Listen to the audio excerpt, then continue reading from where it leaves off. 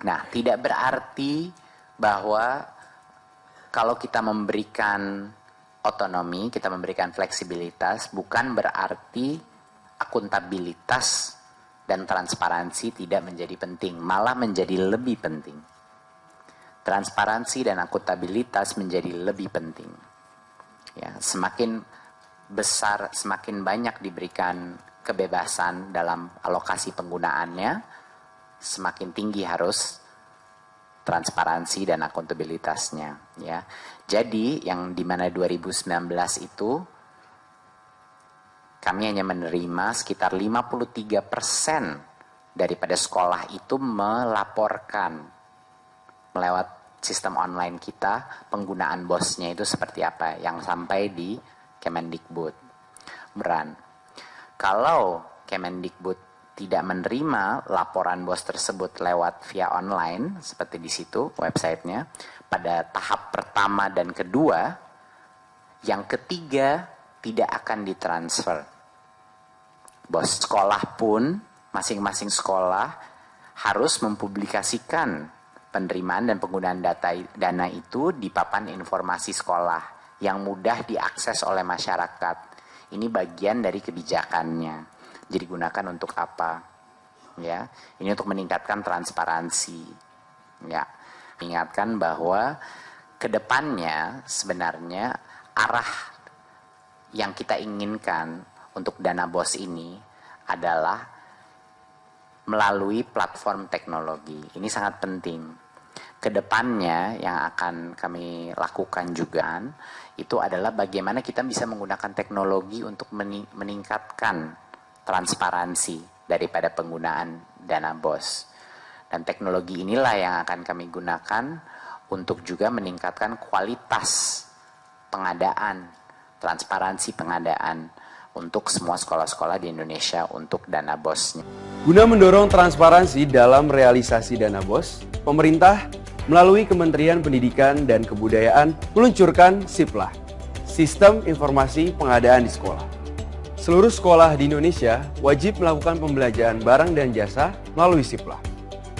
Dengan SIPLAH, proses pengadaan barang dan jasa di sekolah jadi lebih mudah, karena dilakukan secara langsung melalui pasar daring yang telah bekerja sama dengan Kemendikbud.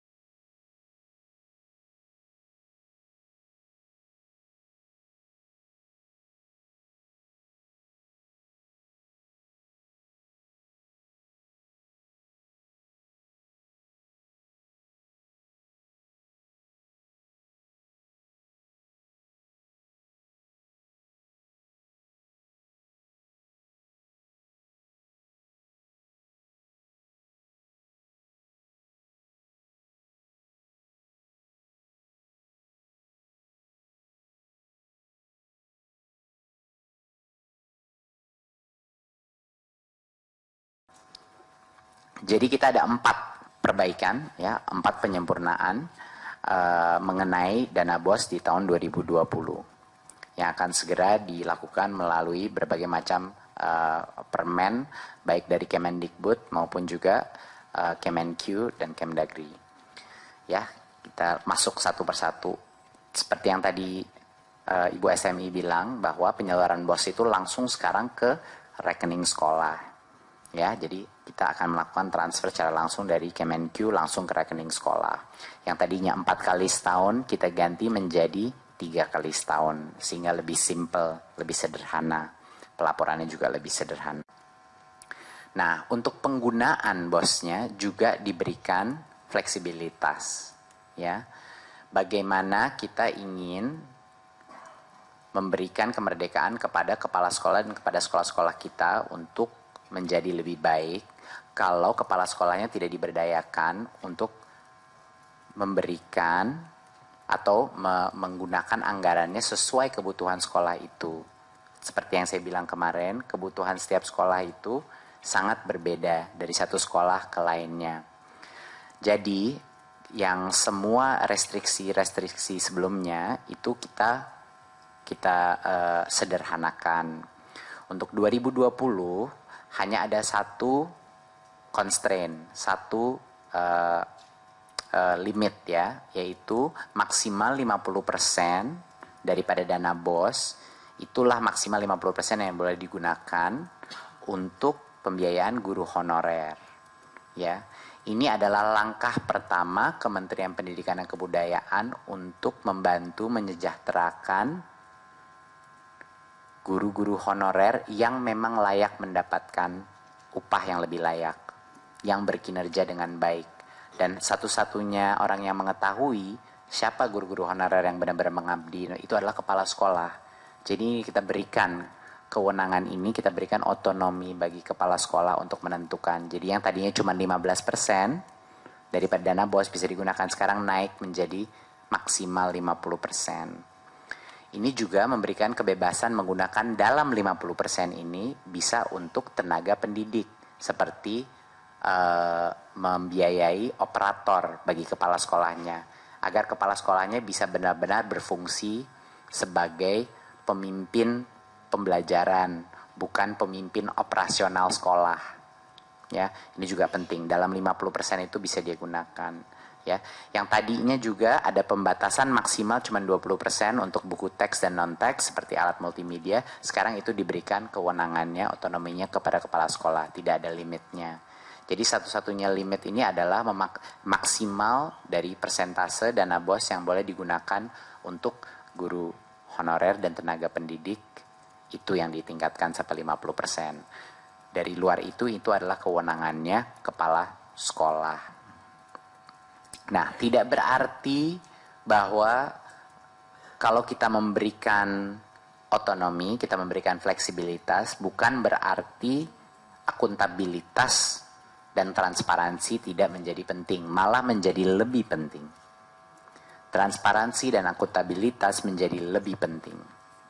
Ya, semakin besar, semakin banyak diberikan kebebasan dalam alokasi penggunaannya, semakin tinggi harus transparansi dan akuntabilitasnya. Ya, jadi yang dimana 2019 itu kami hanya menerima sekitar 53% daripada sekolah itu melaporkan lewat sistem online kita penggunaan BOS-nya itu seperti apa yang sampai di Kemendikbud. Kalau Kemendikbud tidak menerima laporan BOS tersebut lewat via online, seperti di situ websitenya, pada tahap pertama dan kedua, yang ketiga tidak akan ditransfer. BOS sekolah pun, masing-masing sekolah harus mempublikasikan penerimaan dan penggunaan dana itu di papan informasi sekolah yang mudah diakses oleh masyarakat. Ini bagian dari kebijakannya. Jadi gunakan untuk apa?